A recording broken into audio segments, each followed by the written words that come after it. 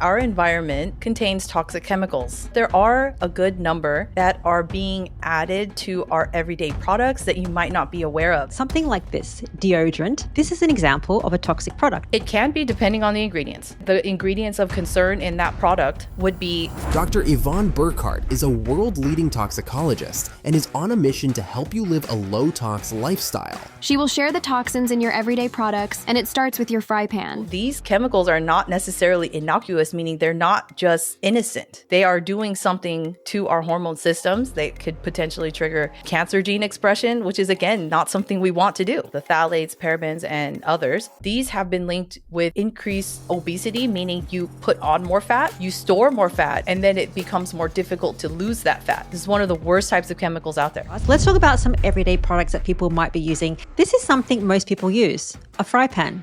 It's shiny. Is it toxic? It's hard to say, but the problem is we don't know what those coatings are made of. I was told this is really healthy. What do you think? So this is like a paper coffee cup. Is this bad to have? I would say yes, it is. And I have since stopped drinking hot drinks out of those paper cups because... There is one supplement that you absolutely love. What is that supplement to lower our toxic burden? Oh, I love that you asked this question. It is a absolute miraculous molecule. It's something that we have within our bodies that we make naturally. This episode features Dr. Yvonne Burkart, and we're discussing the hidden toxins in your everyday products that can cause cancer, brain disease, and even infertility.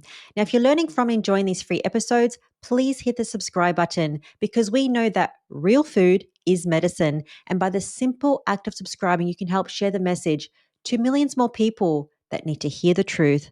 And now for the episode with Dr. Yvonne Burkart. Dr. Burkart, welcome. Thank you so much for having me. When it comes to your optimal health, most of us think of food and exercise. But what if I told you that we are missing one very important toxin that can actually cause cancer, infertility, and brain disease? And this is in our everyday products that we're using that we're told are safe. So today, Dr. Burkart is going to share her extensive research and scientific evidence. We're going to talk about these hidden toxins that are in 20 everyday products that I'm sure that you're using. We're also going to talk about what to use instead, a full list, and also the one supplement that you need that's naturally occurring in your body that is going to naturally detox your body. So Dr. Burkart, my first question, if someone is just watching this, what is the main warning that you want to give to everyone? I would like everyone listening or watching to know that our environment contains toxic chemicals. Chemicals are all around us. Not all of them are dangerous, but there are a good number that are being added to our everyday products that you might not be aware of. And that's really what I want to draw attention to. Do you think that these people watching would know these products that they're consuming every single day, which we're going to go through? Do you think they know that they have toxins in them causing disease and inflammation and obesity? I think that there is increasing awareness, which is amazing, but I'm not 100% confident that enough people know about it to make a change and protect themselves. That's exactly why we're doing this episode. Let's talk about the consequences of all these toxins. What is the main thing that is happening in the body when people consume or use everyday products in the body? What's happening? The products that we're consuming. So let's first talk about that. We are drinking water, hopefully, and consuming foods. The chemicals that are in those foods that are naturally occurring aren't necessarily the ones that we need to be the most concerned with. It's the ones that are being added. For example, the pesticides or the fluoride in the drinking water in some areas of the world. I'm in the US and we definitely have fluoridated water and there are concerns with neurotoxicity. But what we consume becomes part of our body. And so when we are introducing toxic chemicals, this is causing damage at molecular levels.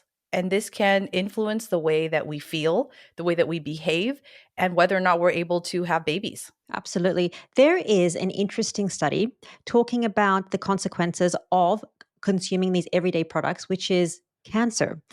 Can you talk about this study? It was just published in 2023. Are you asking about the study that looked at women and asked them to remove certain products from their routine? Yes, that's the one. Perfect. So there was a study looking at the effects of chemicals or ingredients in beauty and personal care products. So that can include anything from shampoo, conditioner, body wash, deodorant, lotion, skincare, makeup, so many other products that females tend to use. What they asked participants in the study to do was to first provide a sample of cells from their breast tissue. So in this study, it was a very, I would say, groundbreaking study because nothing like this had ever been conducted before in this way. And participants were asked to have their cells from their breast removed via syringe. So I'm not sure how many women would actually feel comfortable doing that, but that is something that takes a tremendous amount of courage. So hats off to the women who participated in this to give us such incredibly important information that can help millions and billions of people around the world. So I wanted to just mention that. But they asked these women not to change anything about their lifestyle other than remove certain products and ingredients from their routine. So they asked them to remove parabens, which are a type of preservative that is used in a lot of beauty and personal care products. It has estrogenic activity, meaning it can interact with the estrogen system in our body, which is not a good thing. They also asked them to remove phthalates. Phthalates are also estrogenic. So basically, the chemicals that they were asked to avoid from their beauty and personal care products only, not the food they're eating, not their drinks, nothing else, just beauty and personal care products that you apply to your skin. Once they removed these ingredients, after 28 days, they saw a decrease in breast cancer gene expression. Breast cancer gene expression is an indicator of breast cancer risk. It's one of the factors that increases the risk of breast cancer formation. If you're turning these genes on, that's not a good thing. We don't want to be activating these breast cancer genes if we don't have to. And the good news is that once you remove these estrogenic ingredients from your products, after just 4 weeks, you can turn off these breast cancer genes. That's pretty striking because a lot of us don't think that what we're putting on our skin really makes that big of a difference in our health. But for women in particular who are at risk for breast cancer, this is absolutely astonishing. And I think more people should know about this information and be able to remove those ingredients from their beauty products in order to protect their health. Absolutely. Does this also affect men? Because that study was in women. But I do want to talk about men and the effects of putting these personal care products, consuming some goods in our body and that effect. How does that affect men's hormones, testosterone, anything with men? Well, I haven't seen a study on these chemicals, particularly in men, the same way that they did in these women. But we do know from other studies that the same chemicals can also trigger effects in men because men also have hormones. Just because men don't primarily rely on estrogen for their signaling doesn't mean that they don't have estrogen, because they do as well. And there are estrogen receptors all over the body, meaning that any cell that has an estrogen receptor, if it's being triggered by a xenoestrogen, which is what these chemicals are, they are not endogenous or normal estrogen within our bodies. It's coming from outside. These are exogenous estrogens. They can also bind and attach and activate estrogen receptors. They're in the brain, they're all over the body. So you cannot say that a man will not be affected. And clearly there's evidence to show that men are affected. I want to give one example. So I don't want to hold the brand, but something like this deodorant. Men and women use this, a roll on deodorant. This is an example of a toxic product. Is that correct? It can be, depending on the ingredients. And what's the ingredients that would be in this that would make it toxic? Well, I would say that the ingredients of concern in that product would be fragrances.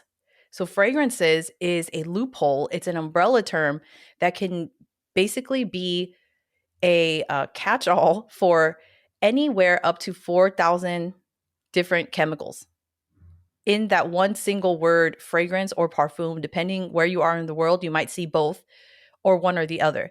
But what that little word means is that there's an untold number of chemicals within that fragrance mixture. And we honestly have no idea what's in there, because the only people who know are the fragrance manufacturers, because they enjoy regulatory protection, legally protected from not having to disclose what's in there.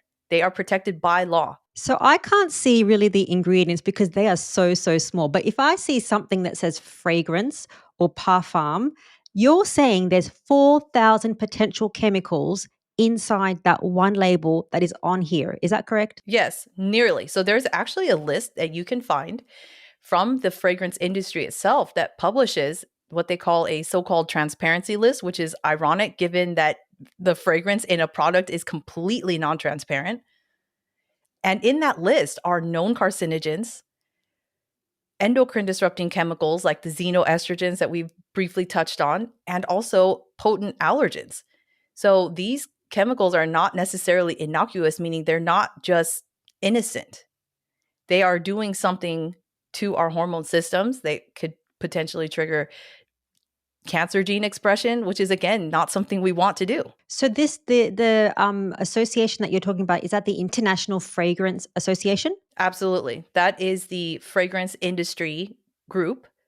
And you can look on their transparency list. And I would like to call out in particular, if you search for the word phthalate, we spell it PHTHALATE, phthalate. If you type that into the search box, you will find several hits. I'm going to leave that in the link in the description of this episode. We have a resource called the Primal Labs. So every single thing that we discuss here in terms of the study that you mentioned about the cancer risk in women, everything else that is coming up in this episode is going to be in the Primal Labs, because that was just one product that I showed, but I have 20 others that we're going to talk about a bit later that people need to know about. Dr. Burkart, I want to know about you because this has impacted you personally. How has that impacted you?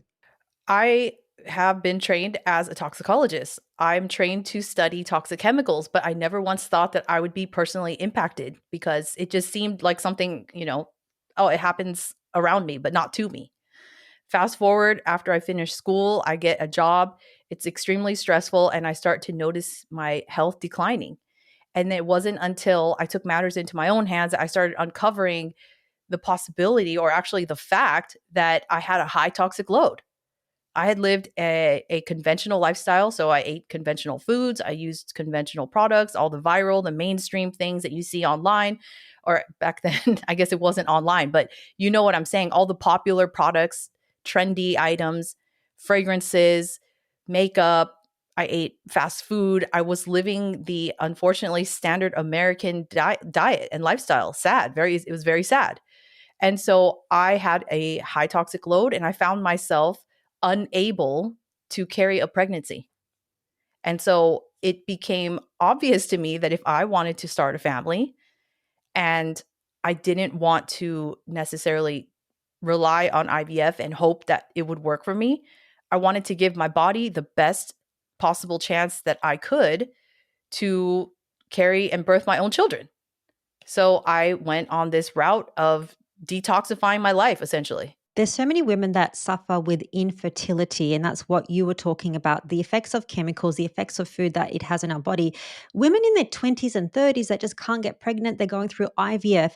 So eliminating all the toxins and having this natural route, has that helped you? Obviously, you're a mum of two now, two healthy girls, I believe. That has helped you transform your health. Absolutely. I can say without a doubt, it was the best decision I ever made in my life to actually start dismantling and dissecting what I'm eating, what I'm putting on my skin, the type of water that I'm drinking, what I'm bringing into my home, everything. All of these environmental exposures that were not even discussed in school. When I was going through toxicology courses, this wasn't part of the discussion. I wasn't taught about any of this. So I had to go on my own path of discovery, researching, studying, and experimenting for myself, basically. But I did have help along the way because I was able to get lab testing to find out the levels of some toxins that were in my body. So you mentioned that you are a toxicologist and you trained in toxicology. For people that don't know, what the heck is that? What are you actually doing as a toxicologist? As a toxicologist, when I was in the research lab, we were studying the effects of toxic chemicals, either in animal studies or on cell cultures. So we were trying to understand the mechanism. How do these toxic chemicals damage our cells, kill our cells, and potentially increase the risk of cancer, infertility, and other reproductive disorders. So that's what I did in the lab. And we also were looking at, do our cells and do our bodies have protective mechanisms that can help to counteract some of these toxic chemicals that we're being exposed to? And the answer is yes, thankfully. So you worked in the fragrance industry, is that correct? I worked in the flavor and fragrance industry. Within one company, they produced both types of chemicals. And what did that job involve? I was there working as a toxicologist with the product safety and regulatory affairs group, and it was my job to evaluate any new chemicals that were being discovered in the lab and make sure that they're safe for human consumption and make sure that we have enough information to basically determine if it was safe or not. So when you were smelling and tasting, because part of it is tasting and smelling, right? So when you were tasting and smelling all these different chemicals and products, and then also your colleagues, they got a lot of side effects from just being in that job. Can you elaborate more on that? Yeah, I personally had side effects. So at the same time, I know that stress was a factor, being, in a high stress environment at work, but not only that, being in a contaminated environment at work. We worked in the same building as chemistry labs, and we want to think that there are safety measures being taken to keep those chemicals contained, but it clearly wasn't, because I was being exposed, like you said, when I was tasting things, just walking around smelling things, it just was not as clean of an environment as I would have hoped. And I do believe that when I was working in the office, that I did have toxic exposure to these chemicals. So what were the symptoms that you experienced and your colleagues as well, just from being in that job, being around this sensory fragrances, and everyone is around this. That's why I'm trying to get to this point. When we spray perfumes, when we have something like incense, especially if it's not from a natural, holistic, organic source, that those are chemicals that are leaching endocrine disruptors into your body. What were the symptoms and side effects that you experienced and your colleagues? I had migraines, I had digestive issues, I had what else? I had skin problems. So, I mean, this coming from someone who previously didn't have any of these issues, it was pretty obvious to me that definitely stress was an underlying factor on top of whatever I was being exposed to physically in these locations. We mentioned the connection between all of these toxins and cancer, but that it also affects obesity. So you mentioned obesogens. Can you explain what that is and how these toxins can actually go into your body and cause you to put on weight and not be able to lose weight? So obesogens are actually the same types of chemicals that are the xenoestrogens. So these estrogenic-like chemicals, the phthalates, parabens, and others, and bisphenols, which are basically used in the production of plastics. These have been linked with increased obesity, meaning you put on more fat, you store more fat, and then it becomes more difficult to lose that fat. So you're just getting fatter and fatter over time. And the crazy part is these chemicals accumulate in your body fat. So then that means you're actually carrying these around. So the bigger you get, the more toxic you become.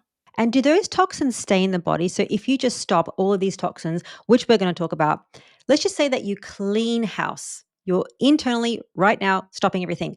Does it just go away over time?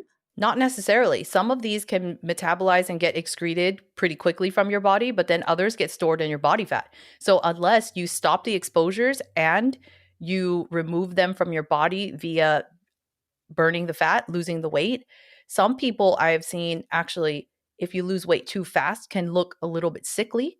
And it might be because these toxins are being liberated from your body fat. And so your body is then suddenly circulating high levels of toxins. So it can impact you definitely, even if you're trying to lose weight and get healthier. Try to lose weight in a sustainable way and go slowly, as opposed to trying to get skinny quick, because that's not necessarily beneficial in a lot of ways. Let's talk about the bad ingredients that are going to be in some of these products that we're looking at, so people can understand, okay, that one I have to avoid, that one I have to avoid. And you have your full website, which I'll link in the description of this episode under the Primal Labs, so people can know your favorites and things that they can use. So the first one is parabens. What is that and why are they bad? So parabens are a type of preservative, and they're really common across many different product types. You can even find them in foods in the United States. They're allowed, but in other areas of the world, they are not allowed in foods. They are basically, again, estrogenic.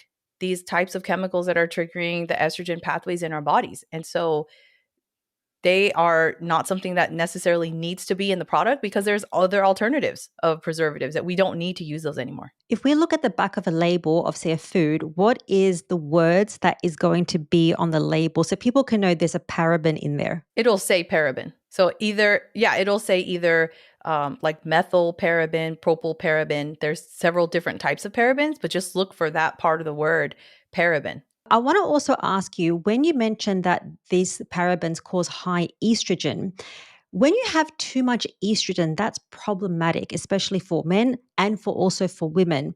So what is the consequence of having too high estrogen in the body? The problem is that hormones in the body are active at extraordinarily low doses, low concentrations. So, just to give you a visual representation, the amount of circulating hormone for some of these types of hormones is the equivalent of one drop in an Olympic sized swimming pool. So, imagine the Olympic sized swimming pool is our body, it's one drop equivalent. That's a tiny, like almost an immeasurable amount, right? It's so small. So when you're adding more in via these beauty and personal care products, cookware, different types of drinks that we're consuming, then you're basically adding more of these disruptors into the mix that don't need to be there. And so it just causes havoc on a molecular level. Okay. Don't have too much estrogens, just have enough naturally that your body produces. Okay. The next one is, you mentioned this, phthalates. Yeah, so phthalates are used in a whole bunch of different types of products. You can actually find them as a plasticizer chemical. So a plasticizer chemical is one that helps to make the plastic malleable and moldable so that it can be made into various shapes, bottles, jars, what have you. Unfortunately, these leach from those containers into the products. So into ketchup, into different types of oil that you might find in stores. So it might not be possible to avoid them entirely, but trying to avoid plastic in and of itself will do you a whole lot of good in terms of your health, but also for the environment. So phthalates, if I can continue here, one more point on phthalates is that they're also intentionally added as an ingredient in the umbrella term fragrance, for one. They're also used in nail polish, other types of products like hairspray. So anytime you want that kind of film feeling or some kind of, a film former is what they're called. Phthalates are used there. But in fragrances, a lot of people are maybe aware of this, that fragrances that you buy in stores, like perfumes or something you spray on your skin, they have a tendency to last a really long time. So if you've ever tried to switch to a more natural, let's say essential oil based perfume, you'll notice that it dissipates quickly. And that's a good thing. And it might not be the best for a customer experience, but it's better for your health because phthalates actually help the fragrance to stick to surfaces like your skin and stay longer, which is not good. I'm just thinking of all those fragrances and things where they say last longer. So that must have the phthalates in it so that it can stick to your skin, and all those chemicals are going into your body again, causing, for example, higher estrogen and all these chronic disease and inflammation over time. Yeah, they could definitely be increasing the absorption and penetration because a lot of perfumes are also alcohol based, and alcohol in and of itself increases the penetration. So if you have an alcohol based perfume and let's say you're spraying it around your chest area, right, which is where women have a lot of estrogen receptors in the breast tissue, you can just think about how that could be driving up your level of estrogen. So when women spray their perfume, that's probably not the best idea. No, absolutely not. I would say don't spray it on yourself. And if you can, I mean, first of all, check what ingredients are in there. If you can, if a brand is even willing to be transparent. There are some cleaner perfume brands out there, which is great. But the vast majority of the designer perfumes, the high end stuff, you'll never know what's in there. Now, as Dr. Burkart mentions, the hidden toxins in our everyday environment, including parabens, can cause so many different chronic diseases, ranging from cancer, obesity, even migraines. So living a low toxic lifestyle is so important to be as healthy as possible. But this is just one part of overall health. mental health is as important. In fact, the World Health Organization estimates that close to 2/3 of mental illnesses go untreated. And I suffered from a mental health disorder from a very young age. And what I found completely fixed me, along with taking out all of the toxins, was to understand my thoughts and emotions through therapy. And my therapist gave me so many amazing practical solutions, things like practicing gratitude, journaling, diaphragmatic breathing, and also this very strange ice cube sensory activity. Basically, it redirects your focus. This has helped me so much, and that is why I have BetterHelp as a sponsor of this episode. BetterHelp is on a mission to help you achieve your health goals, whether it's a New Year's goal or, like me, dealing with stress and anxiety. And it's really easy to get started. All you have to do is fill out a questionnaire, and you'll be matched with a therapist in as little as a couple of days. One of the best things about BetterHelp is that if the first therapist doesn't feel quite right, you can easily switch to another one until you find someone you truly connect with. So if you feel that you're struggling or you might feel overwhelmed, you might want to consider therapy. Simply click on the link in the description of this episode or just head to betterhelp.com/primal podcast to get 10% off your first month of therapy. Do these companies have to disclose the ingredients, or they don't disclose it on their website or on the bottle? They don't have to at all. And it's usually these smaller, independent, more clean beauty type of brands that want to be transparent because they know that the others are not transparent and that people are concerned and are looking to avoid these toxic chemicals. Wow. Okay. I'm just thinking of the fragrances and perfumes that I have used that I probably shouldn't, although I don't use them often. But I want to get your opinion on your favorite fragrance and perfume because women, especially, and men, they want to smell great. Later on, we're going to talk about easy swaps. But getting back to the next worst or bad ingredients, PFAs. PFAs are everywhere. So PFAS, PFAS, that stands for per and polyfluoroalkyl substances, which is basically a huge classification or group of chemicals. I would say 15,000 or more at this point that are related to Teflon. So the F means that there is a fluorine atom on these molecules, and that makes them extraordinarily chemically stable. What that means is that once they are produced, they don't break down. Once they enter your body, they don't leave for many, many, many years, which is a problem because any chemical that lasts a long time is known as a persistent pollutant because it ends up in the environment. It's in the water, it's in our air, it's in our soil, it's in our food supply, and it's now in our bodies and it won't leave. So the key is to stop producing. But of course, it is a massive moneymaker. It is one of the top chemicals that's used by industries because it's virtually indestructible. It is waterproof. It is grease proof. It provides anti-flammability properties. So it's used in so many different products from cookware to yoga pants. There are some brands that have been found to have high levels of PFAS chemicals in the crotch area of their yoga pants. It's also used in rain gear. It's used in cosmetics to provide a waterproof effect. And it's also used in firefighting foams from not fire hydrants, but from extinguishers, fire extinguishers. So when it comes to the yoga pants, why would they put that chemical in the crotch area? Yeah, I think it's because people tend to have sweat down there. And so you want that moisture wicking effect so that you feel fresh and dry. Unbeknownst to the wearer, it's one of the most toxic chemicals in the worst locations on your body. So that chemical can actually leach in up to the cervix area. Is that correct? It depends on how you're wearing it. So, for example, if you have them in the crotch area, let's say there were period underwear that also had PFAS chemicals in the crotch area to prevent the moisture from leaking out onto the person's legs, right? Those would be the most high risk because it's right up against your vulva tissues, friction, rubbing against it. There's heat, there's moisture, so many factors that are driving chemical absorption in that area. And these chemicals are hormonally active. They're estrogenic, they're endocrine disruptors, they're carcinogenic. You don't want to deliver them to that area of your body in particular. You don't want them in your body, but especially down there because they are linked to several different types of cancers. reproductive disorders like infertility, thyroid disruption, even cognitive issues, immunotoxicity, meaning that your immune response is dampened and your immune system is involved in protecting you against cancer growth. So your immune system detects and kills cancer cells. So if you are increasing the risk of cancer by also dampening your immune response, this is a double, triple, quadruple whammy, right? If you just think about it like that.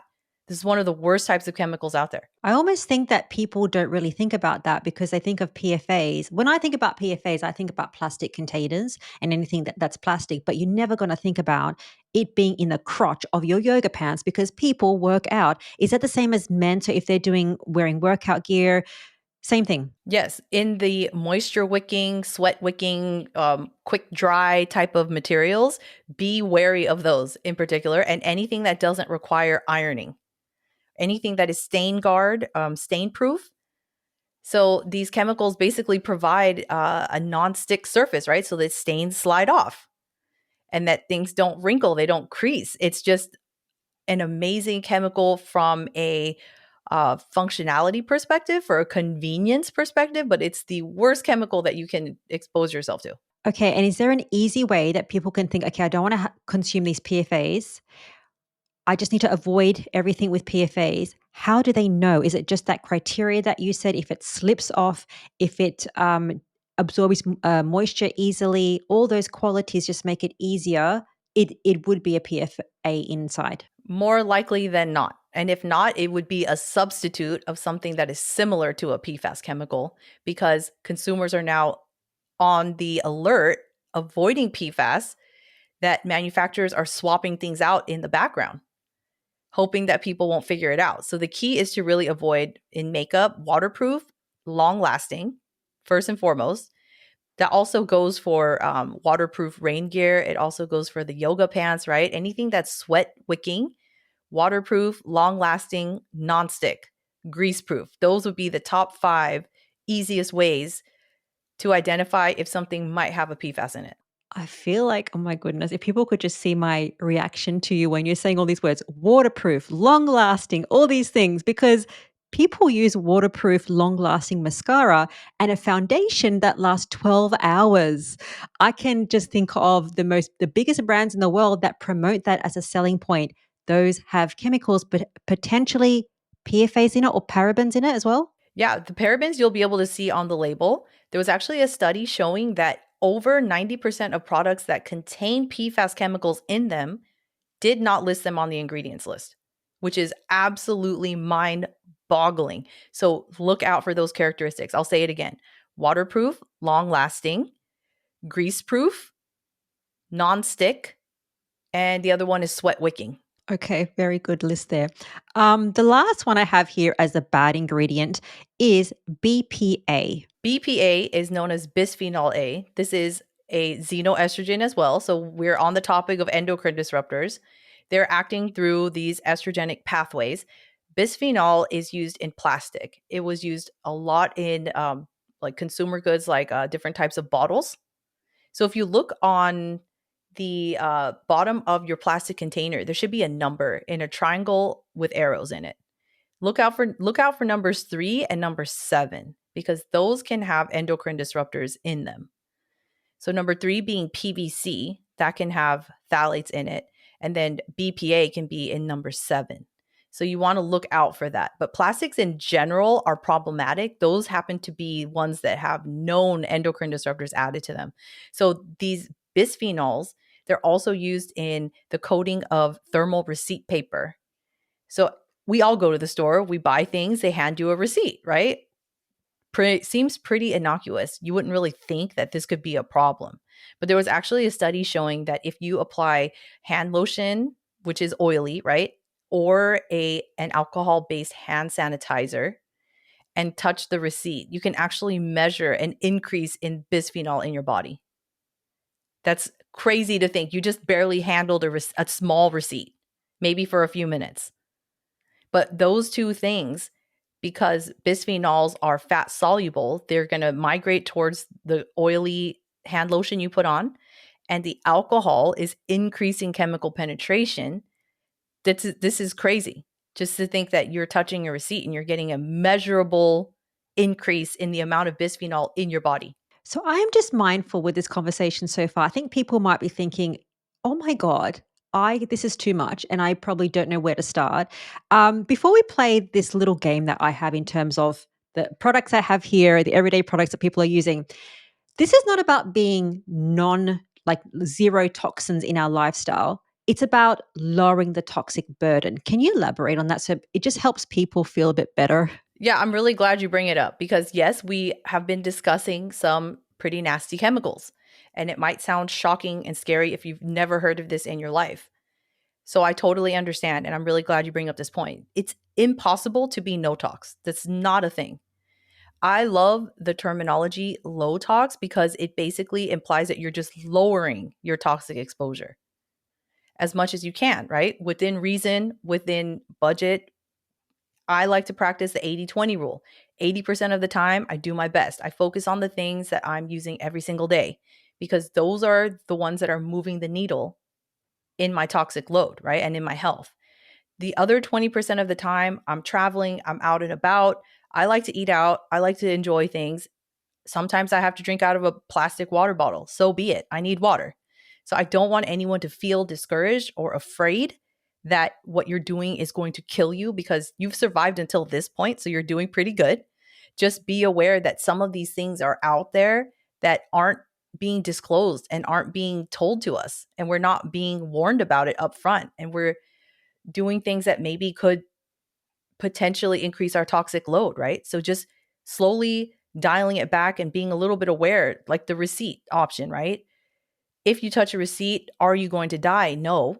But if you're doing this all the time without knowing and wondering why you don't feel well, then these are the small changes over a long period of time that I really like to emphasize. Just with the receipt example, do you ever take the receipt or do you just press no, I don't want the receipt? Most of the time, I opt out of receipts. I like to get digital receipts. And if I do have one, again, I don't freak out, pick it up and throw it in the trash. It's not that serious. I think understanding that, yes, if I just use hand sanitizer, maybe I shouldn't grab that, right? But maybe don't hold onto it for 10, 20 minutes at a time and, put your whole hand on it, just grab it and throw it away. I mean, I've handled some toxic chemicals in my life as a researcher, so it doesn't really faze me in that way, but I want the public to know that there are these things out there that aren't doing us a favor. Absolutely. It's just awareness, and the little changes that we can make is going to improve us. Let's talk about some everyday products that people might be using, and then we can talk about some switches that they can be using. The first one I have here is non-stick cookware.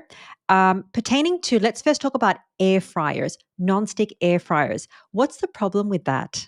Pretty much every air fryer on the market is coated with nonstick chemicals on the inside, and those are PFAS chemicals. The ones that we've been talking about, the ones that were in the yoga pants and in, the different types of cosmetics and clothing, right? It's the same thing. It's coating the inside of these air fryers. Most air fryers are also made out of plastic, the body, right? So the heating element is inside of a plastic container. Heating plastic is not a good idea. Whenever you heat plastic, there's an increased risk of leaching and migration of these chemicals from the plastic into your food, into your air that you're breathing. It's not ideal.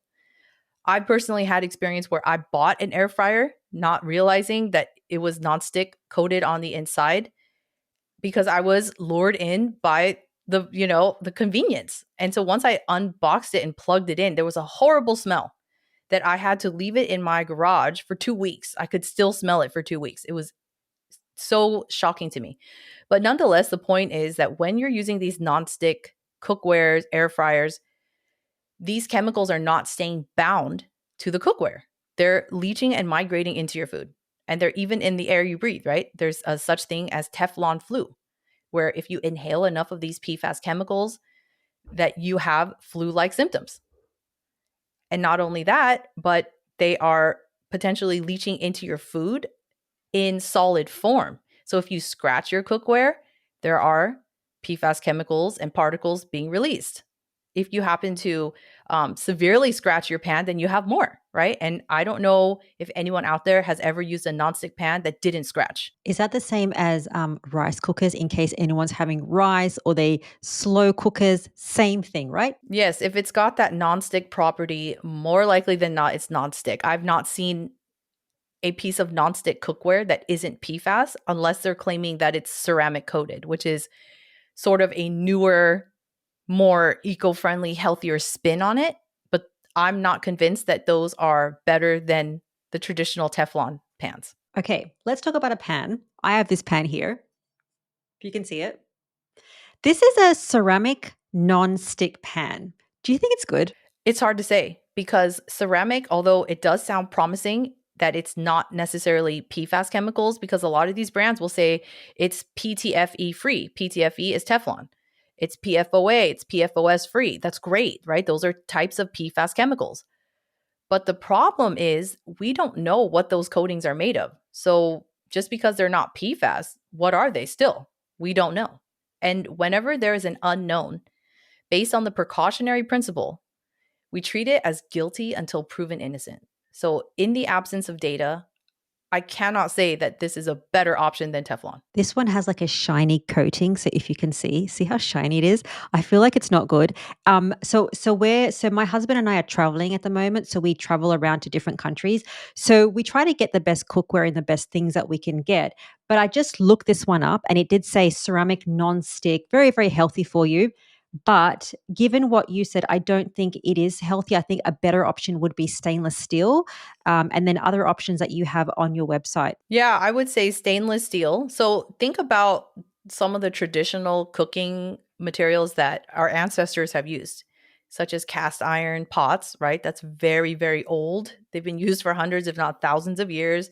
Stainless steel, glass, some types of ceramic where it's not a coated piece, but the whole entire piece is one solid piece of ceramic. These are traditional cooking materials that I want to encourage the listeners and viewers to prioritize instead of the convenience products, because the convenience products are the most problematic across the board. I've yet to see a convenience product that is better than what we have from a traditional sense in terms of toxic load. It's the convenience products that have all the toxins added to them to make them convenient. What about this? This is something that is in many people's homes. It's a diffuser. Is that got toxins in it? It really depends on what's in that liquid in the bottom. If it's made out of just purely essential oil mixture, not as questionable as the undisclosed fragrance. The undisclosed synthetic fragrance is absolutely red flag number one. If you don't know what's in there, you've got no idea what you're inhaling. So just to reaffirm, if you have a liquid that is like this and it smells like something nice, it probably most likely has some chemicals in it, unless you know that it's 100% essential oils. Is that fair to say? Yes, that's fair. So any perfume, fragrance, incense, this is all the things that we have to look at. I think people after this episode are going to look around their house to say, where are all these liquids and is there something in there? So that's the same as air fresheners as well. Correct. They're all the same, right? These fragrance companies sell fragrance chemicals to these other manufacturers that turn them into scented plugins. They put them into beauty and personal care products, into candles, air fresheners, like you said, the reed diffusers. I mean, they're everywhere. I mean, you cannot escape fragrances these days. They are literally the new secondhand smoke. Okay, let's go to the next one. Utensils. This is just an example, but this is silicone covering. And this is kind of like, I don't know if it's stainless. It's not stainless steel. I was told this is really healthy. What do you think? Well, I actually recently just created some content around this because there was some research that just came out showing that black plastics are leaching brominated flame retardants, which are persistent. Again, anything that's persistent is not good because it's accumulating in our bodies. They are endocrine disruptors. Again, there's so many of these chemicals that are being put into these convenience products that are endocrine disrupting, that have these negative effects on the body. And to make it worse, the researchers found that the amount of these flame retardants leaches the most into hot oil. And most people, when you're using that spatula, they have some oil in the pan, right? It's hot. That's why you need a spatula. So it's the worst scenario, unfortunately. because these black plastics are made out of recycled electronic waste. And electronics need to be treated with flame retardants to prevent them from burning up. So anything black, do you know how many black coated spatulas and like different things that are in the kitchen downstairs? My goodness, I'm not going to use those. So what should we use instead? Very simple, stainless steel or wood. A wooden utensil, right? Because most people are using these plastic or silicone because they have a coated cookware piece that they don't want to scratch. So if you're using nonstick cookware, use wood utensils instead. Okay. The next one, just a question. Natural flavors added to drinks. So I'm thinking of, do you know sparkling waters and it's flavored sparkling water? Is that healthy or not healthy? Oh, those are extremely popular, but I wouldn't say necessarily they're unhealthy. It depends on what's in there, right? Again, flavors like fragrances don't have to be disclosed. So we, the consumer, have no idea what we're ingesting. The good thing, I can say is that in general, flavors are used at very low levels because of how potent some of these chemicals are. Does that mean it's good or bad? Again, the jury is out depending on what it is. So my philosophy around flavor safety is that if you can avoid it, then do so. Does a flavor need to be in the product that you're consuming? If you're consuming a flavored water, then you know that's why you're consuming it. It's because you want the flavor. If you understand what you're getting yourself into, then that's a different scenario than not knowing that you're eating flavored stuff and then wondering what's in there at all, right? So for example, I was at the store and I saw salami that had flavor in it. And I thought, salami doesn't need flavor. This is ridiculous. I'm not buying that. Then I went to look at some milk, almond milk. Almond milk also has flavored, but then it's unflavored almond milk, but it has flavors. This makes no sense.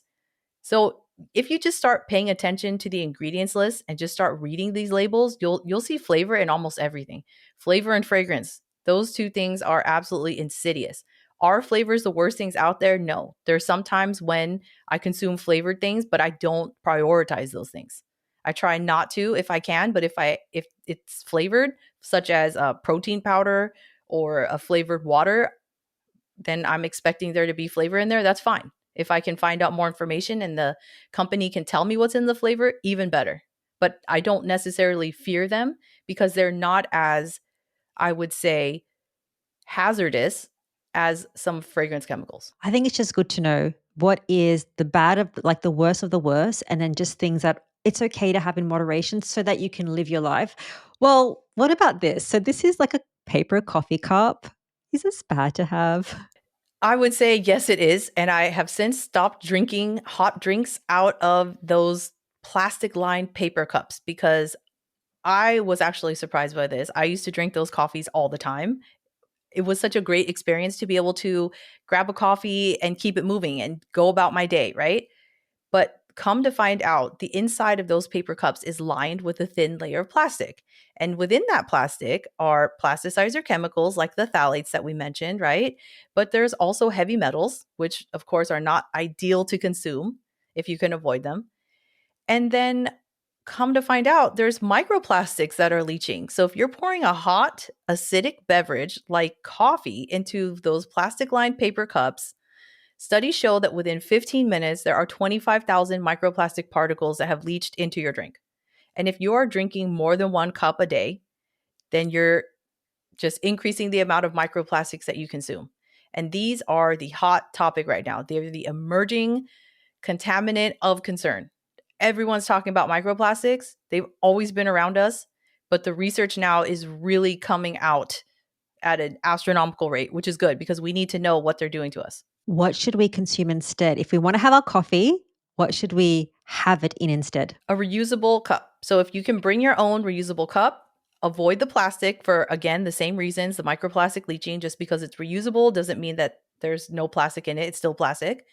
I would go for, I have actually an all glass, double walled glass travel cup, but you can also get stainless steel travel cups. Simple. Or What I have, like, this is not travel, but glass, just drink out of glass. And then if you have like a travel, even I have a stainless steel, actually a bottle that I use, and it's like one of those thermal ones, so it can stay cold and hot if it's a hot drink and a cold drink. So I just use that. The next one I want to ask you is, so body wash, moisturizers, for example, this is purple.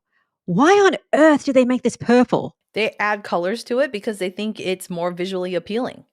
Because some of these chemicals, you might be surprised, it could be a really unattractive brown color, right? Or just like clear. And some people like the clear and that's fine, but other people like the colors. It's really just up to the brand. It has no functional benefit whatsoever.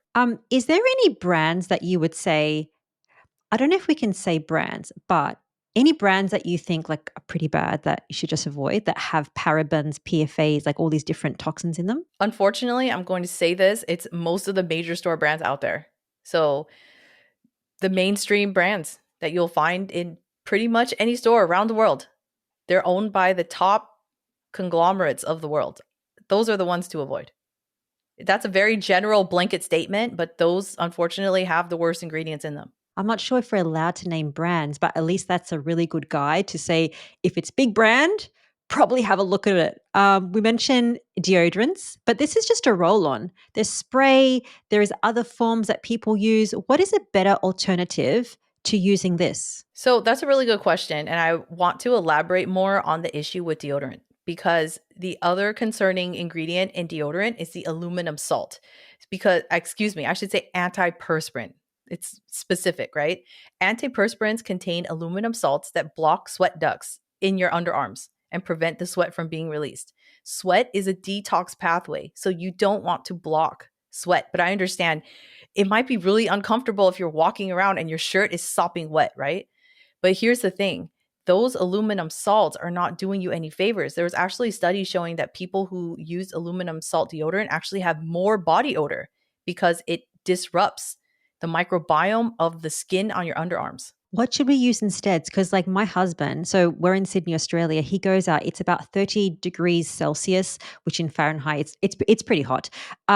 He's just sweating all the time. So if you look at his back, it's just like beads of sweat. So he says, I have to use my deodorant. Otherwise, I just stink and I just keep sweating. What is he going to use instead as a something so that he doesn't sweat? Well, there isn't anything else on the market right now that can prevent the sweating, but you can prevent odor with deodorant. And so if you're looking to replace your antiperspirant that contains the aluminum salts and the fragrances, then you might want to consider a solid deodorant stick. So ones that are made with essential oils, if you want to prevent odor, those are much better options than the undisclosed fragrance route. Okay, next product I want to highlight. Let me just try to hide the brand. This is a lipstick. So you mentioned that even lip balms, anything that goes on your lips is potentially dangerous. Why? Well, you're ingesting it. So it's not just sitting on your lips, it's migrating. And if you're drinking and eating while you have it on your lips, then you're bringing that lip product right along with it into your gut. And when you start swallowing these things and they can enter your bloodstream because the gut has a lot of blood flow, right? It's meant to absorb nutrients from our food, but it also absorbs chemicals from our food and from our mouths. So being really aware and conscious of what you apply to your lips is very important because there have been lipsticks that have found to contain lead, bright red lipsticks, unfortunately, and other ingredients that are not necessarily beneficial for our health, such as PFAS, because they're used in waterproof long wear lipstick. So one thing that I can just say there is avoid anything that's long wear again, and try to go for an organic lipstick if you can, and wipe it off before you eat. Really? Wipe it off before you eat. Okay. That's what I do. I personally don't want to eat my lipstick, so I will wipe it off before I eat and then I'll reapply afterwards. Good tip. Okay. I want to talk about oral care products because, okay, this is a floss. So it's plastic. And I know from speaking with this functional dentist, the products that they use for this one as well, the stick, matters as well in terms of toxins. Yes, so that floss, there have been studies showing that if you're using the type of floss that is gliding, that has that slippery kind of plasticky feel about it, not necessarily the waxed floss, but the other one that's more like a tape. Those are coated with PFAS chemicals too, because that's what's giving you that sliding, slipping action, right? And studies show that people who use those types of floss actually have more PFAS in their body. So it's not just that I'm using this floss and it's not affecting me. It's actually a measurable effect. You can actually measure PFAS in your body if you use those types of floss. That's every floss out there. It has this like beautiful coating and filming, you know. Mm, okay. Toothpaste and your toothbrush as well. There's bristles. Yeah, but let's quickly go back because I want to provide a swap for every of these products that we say is not ideal, right? I want to provide a swap. So in this case, you can go for a waxed floss, but wax floss is already orders of magnitude better than using this glide floss. But you can also use plant wax coated silk floss. So that's even another option. But again, just be sure to floss your teeth, right? That's the takeaway is take care of your teeth, but don't increase your toxic load with those types of gliding flosses. Okay, I'm going to try to leave some links in the Primal Labs link in the description as well as your website so that people can see all your favorite products. So the oral care products, toothpaste. So what toothpaste would you use? I'm personally using a type of toothpaste that contains remineralizing ingredient called hydroxyapatite. So I switched away from using fluoride toothpaste simply because I have found hydroxyapatite to give me the same effect. So if it has a lower toxic profile, then I'm all for it. And that's what I found with these types of toothpaste. And there's a lot out there right now on the market too, which is great because it helps to remineralize the teeth. And it was actually recommended to me by my holistic dentist. That's really, really good. And what about toothbrush? Do you use an electric toothbrush or a manual toothbrush? I have both actually. So I use both an electric and a manual toothbrush. If I have my manual toothbrush, I'll go for the bamboo because it's more biodegradable instead of the plastic handle because I'm just personally on a plastic less journey for me. So try to get a bamboo toothbrush if you can. But again, the key is to be able to clean your teeth because that's also extremely important for our toxic load is to have a clean mouth and clean microbiome. Absolutely. The last two I have here is menstrual products. So this is interesting. If women are using tampons, so I had an example of a tampon and my husband said, don't show that on the podcast. Nobody wants to see a tampon. So a tampon. It says 100% cotton tampon. And I know that you don't think that's very healthy. Why is that? Well, it really depends on what type of tampon it is because if it is a scented or fragrance tampon, then that is an absolute no-go for me. If I can avoid it, if that's the only thing I have, then sure, I've just got to deal with it at that moment. But if you can avoid it and you're out shopping, look for organic cotton tampons. Also, try to avoid the applicator if you can. I know in certain parts of the world, applicators aren't as big of a deal, which is good. So organic cotton no applicator tampons would be the best option. Okay, because the applicator has plastic. Exactly. Didn't think about that. Okay, last one I have here is scented candles. I think a lot of people, especially women, they love their scented candles. Why is that bad and what should we use instead? So scented candles, again, here comes that undisclosed fragrance, right? Most candles have fragrance chemicals added to them, and they're made out of paraffin wax, which comes from petroleum sources. When you light these paraffin wax undisclosed fragrance candles, you're liberating some of the worst toxic chemicals that can ever be in your air, right? They're outside, like a lot of industrial processes will generate these types of chemicals, but that shouldn't be in your home necessarily. Things like benzene, toluene, these are known human carcinogens through the route of inhalation. So that's one of the worst ways that you can expose yourself to these things. But not only that, it's the fragrance chemicals that are also being liberated into the air. And so people have reported migraines, allergies, difficulty concentrating when they're burning these candles. We also need to list laundry products, detergents, because I think people are going to be like, hey, what about this, this, this, this? They also have chemicals in them as well, what we wash our clothes with. Yes, they do. And it's, again, the same type of fragrance chemicals.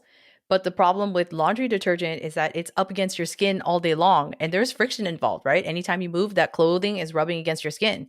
That's going to increase the penetration and chemical absorption of these fragrance chemicals into your body. And if you've got sensitive skin, if you've got allergies, this is something definitely to be aware of and try to avoid those fragrances as much as possible. Okay, I tried to make that list comprehensive. Was there anything that we missed as a class of something that we should really just highlight for people? I think in general, just speaking on the avoidance and minimizing plastics, I think is already a massive start. And we do have a great list going.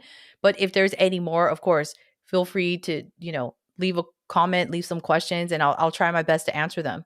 But I think we've got the basics down pretty solid because we've covered things like the basics that everyone uses: beauty, personal care products like oral care, deodorant, shampoo. Those are the same kind of things, right? We still want to avoid fragrances across the board. So I think we've done a pretty good job. Okay, let's get to some solutions. There is one supplement that you absolutely love. It's actually free and natural that we can eat and consume. What is that supplement to lower our toxic burden? Oh, I love that you asked this question because I got my PhD studying this. It is a absolute miraculous molecule. It is not necessarily a supplement. It's something that we have within our bodies that we make naturally, and it's glutathione. It's an antioxidant tripeptide, meaning it's made out of 3 amino acids: glutamate, cysteine, and glycine. It's such a simple molecule, but it's absolutely life-saving. So we did some experiments and we found out that when you have low glutathione, you are more susceptible to infertility and ovarian cancer. And that effect can be passed down through multiple generations, which is pretty shocking, right? And once you actually deplete the glutathione in your ovaries, it does not come back. So being aware that these toxic chemicals that we've spoken about today are detoxified by glutathione. But glutathione in our bodies in modern society is overtaxed and overburdened. So it's then basically a choice at the cellular level. Okay, for glutathione, well, do I tackle this toxic chemical or do I tackle this other thing that is going to kill me right now? But this other one could kill me slowly over time. So I don't know which one to choose. I've got to choose the other one. So your body is choosing the more toxic substance at that moment, but then the less toxic ones are still lingering. They're not without effect, right? They're still having an effect. So then your body is basically just stuck having to fight all of these fires.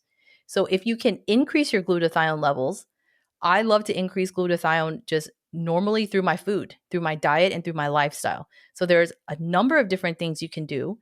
Eat the rainbow.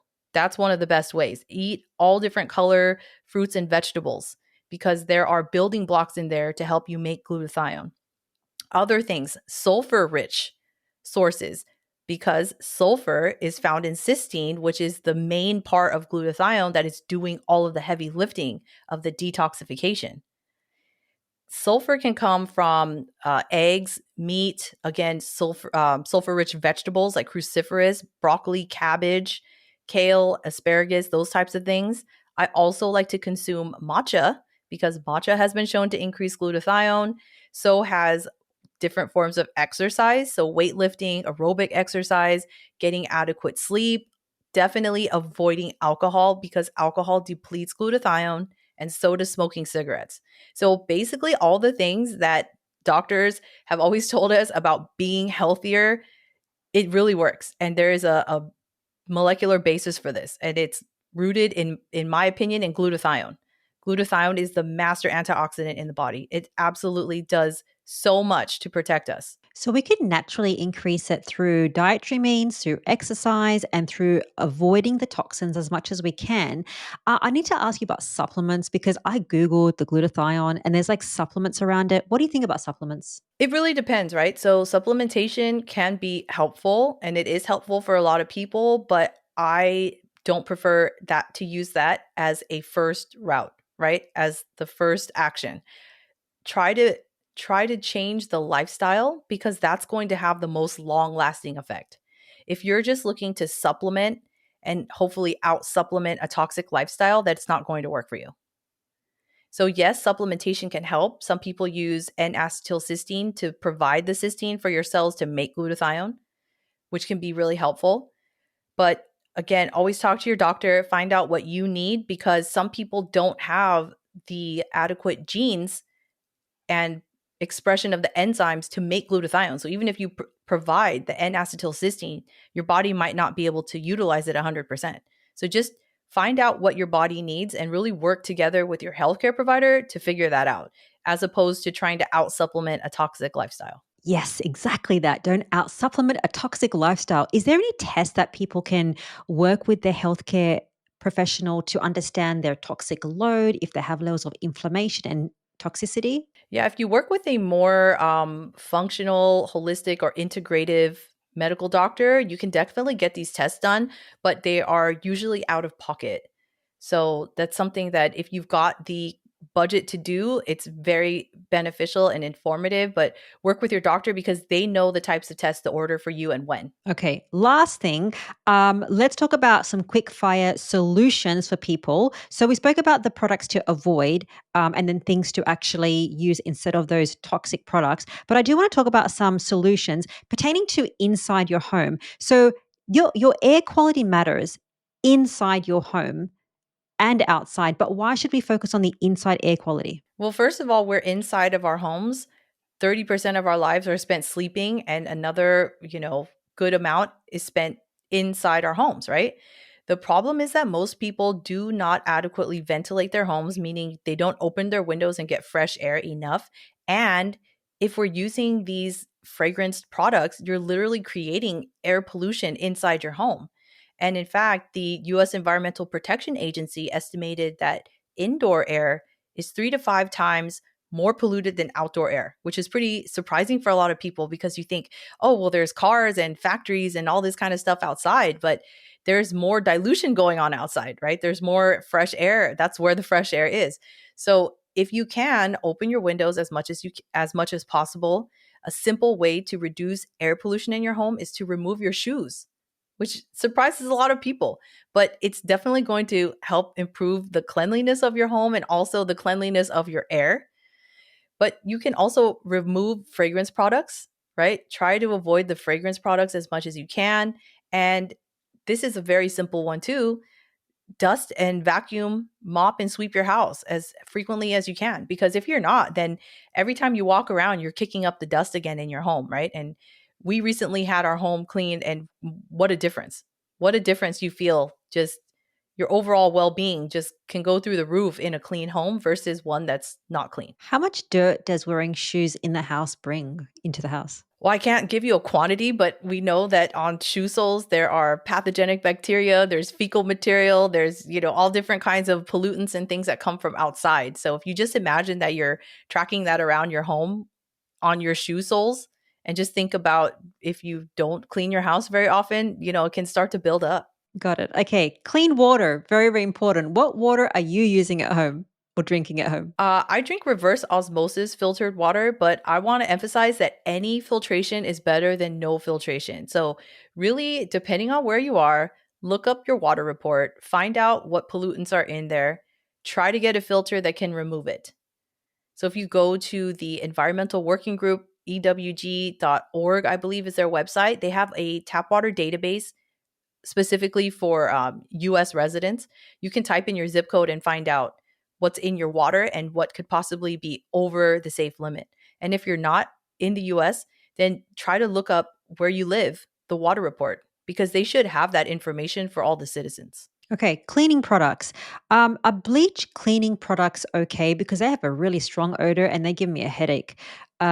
What do you think about that? Well, bleach is extremely effective, right? It can kill most things, but it can also really irritate our airways. And so there's actually studies showing that people who use bleach have a higher incidence of asthma because it is so irritating. The chlorine is very, very irritating to the airways. So if you can avoid using bleach, especially at home, I would recommend that.